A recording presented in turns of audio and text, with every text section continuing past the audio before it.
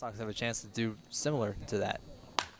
As Nias puts that one out into left field, going back towards the track, back to the wall, and it's out of here. Patrick Nias, a go-ahead grand slam in the bottom of the 6th inning. The Tom Sox are back in business and back on top here in the Ville. Does he have a May performance in him? The 3-1, it's the fastball down the line, it's fair.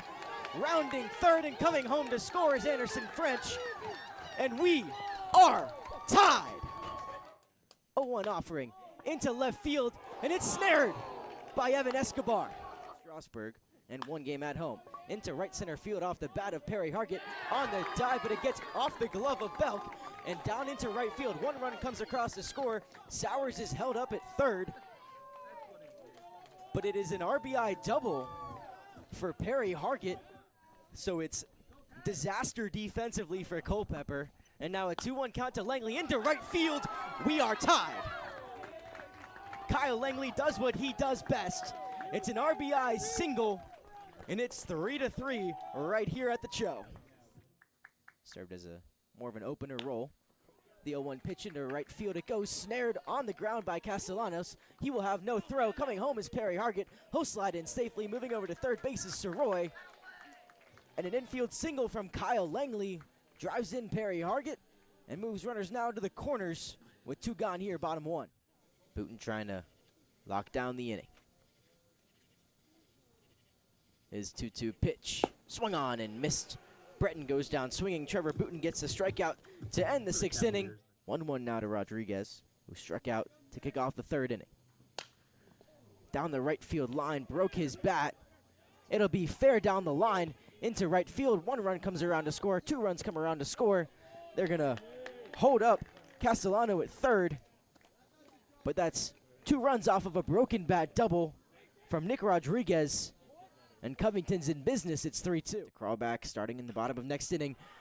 Nias with a drive to deep left field. If it's fair, it's gone. And it's gone. Patrick Nias stays hot. The home run derby participant comes through in the clutch with a 2-out home run. It's 7-0 Sox in the top of the 4th. 1-1 pitch on the ground. Just gets under the glove of a diving Pat Nias. 1 run comes in to score. Buchanan cuts it off nicely so the bases stay loaded. But it's another RBI single, this time off the bat of Jacob Lester, and he welcomes Lane Duff in with a hard-hit baseball. We're all knotted up at 3. The man who sparked the rally in the bottom of the 9th inning leads us off here in the bottom of the 11th. Anderson French at the plate. It'll be French, Luderman, and Genowine. Due up here, bottom 11 with a chance to walk things off. It's 12:41 on Monday morning. As Anderson French fouls the first pitch he sees down the left field line.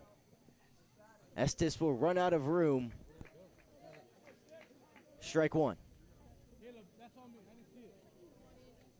French today, 2 for 4, a pair of runs, and a double that was inches away from carrying out of Cho Airport Field in the bottom of the 9th. It's been a marathon. Can French end it in a sprint? Count evens up at 1-1.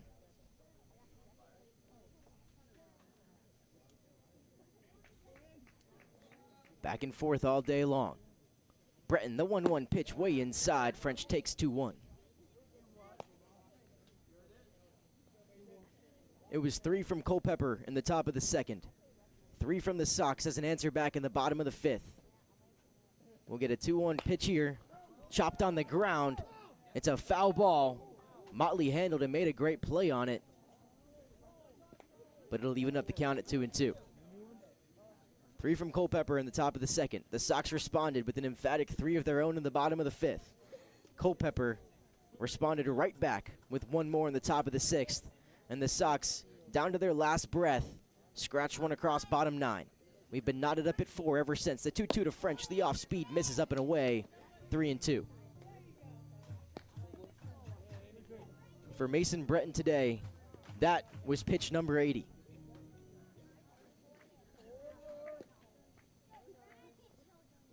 The 3-2 on a line. Play made by Keaton Burrows. The throw to first is in time for out number 1. And a nice play by the new Wofford second baseman. Retires French here, bottom 11. Yeah, kind of a knuckling, I don't even know if you can call that a line drive, more of a pop-up there. And looked like from our view that Burrows caught it on the hop, or caught it on the fly, but decided to throw over anyway. But again, it's what we've talked about these last couple innings, Jeremy. It's just next man up. Mason Britton, his season high is 99 pitches thrown against Waynesboro. Luderman chops the first pitch he sees over to third. Estes makes the play, and it's 2 quick outs and leaves Will Genowine as the last chance here in the bottom of the 11th for the Sox to walk home happy. Genowine so far today, he's 1 for 2 with a pair of walks, a single, and a ground out to the right side. Evan Taveras now awaits on deck. He will take over for Lee Sowers if we get there. The first pitch to Genowine, a slider wrinkles in there for strike 1. Genowine walked in the bottom of the 9th and was put out on a 4-6 fielder's choice. He's down 0-1. Bretton's pitch fouled straight back, now 0-2.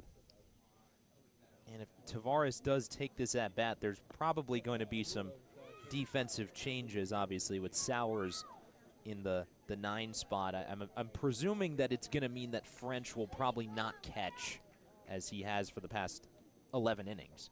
The 0-2 off speed, way upstairs and out. Presumably French would move over to first, Luderman over to second base, putting Evan Taveras back behind the dish is what I assume Randy Tomlin will roll with if we make it to a 12th frame here. Genowine trying to extend the bottom of the 11th. 2 quick outs for Charlottesville, and now a 1-2 count for Will Genowine. Bretton kicks and deals. It's a fastball, but it just misses. 2-2. This is what Genowine's done really his entire time with the Tom Sox. It's really misleading the fact that he hits 8th, because you look at his at-bats today, single, 2 walks, that fielder's choice, which probably should have been a hit. Just the consistency in his at-bats. 2-2 from Bretton. Swing and a miss. Goes down on the inside slider. We will play a 12th inning here from Cho Airport Field. Once again, all knotted up at 4.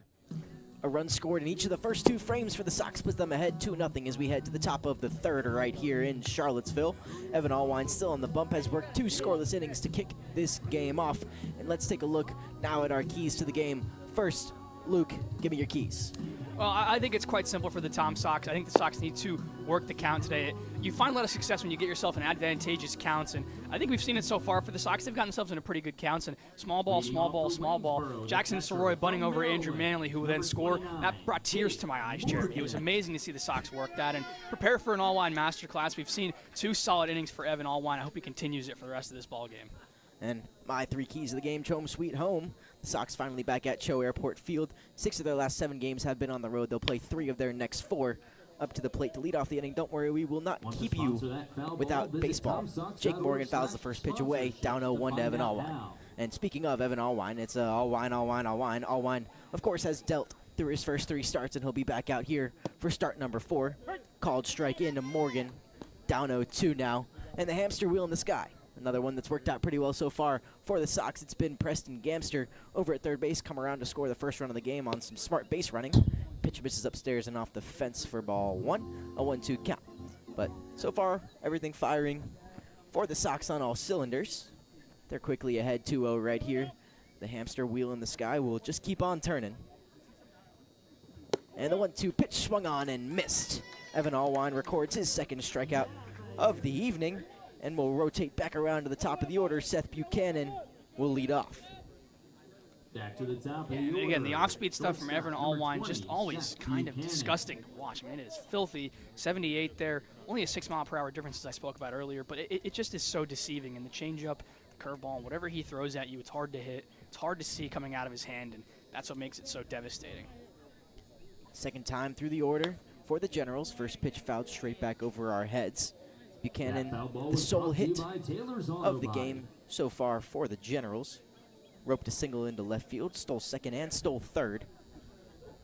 And did not come around to score, was stranded out there just 90 feet away from home. Allwine deals the 0-1 on the outside corner, strike 2. And there's that off speed again, that curveball or slider, whatever. Call it a slider. That one looked more slidery than the other ones have. Nails the outside corner, and it's been spotless so far for Allwine. The 0-2 pitch. Fastball way over the head of Buchanan. Ball 1. And to note about Allwine's last start where he did allow 1 run, that 1 run was in the first inning off of a home run, which really didn't affect Allwine the rest of his start. He was basically spotless after that one, and was beautiful to watch. The home run came in the second inning. Actually. Gave up a double to left center in the first inning. That's what I'm thinking. Either way, a very early run scored and settled in through the 4 innings after that. And it looks like he's settling in right here. Back-to-back strikeouts for Evan Allwine. 2 down here in the top of the 3rd.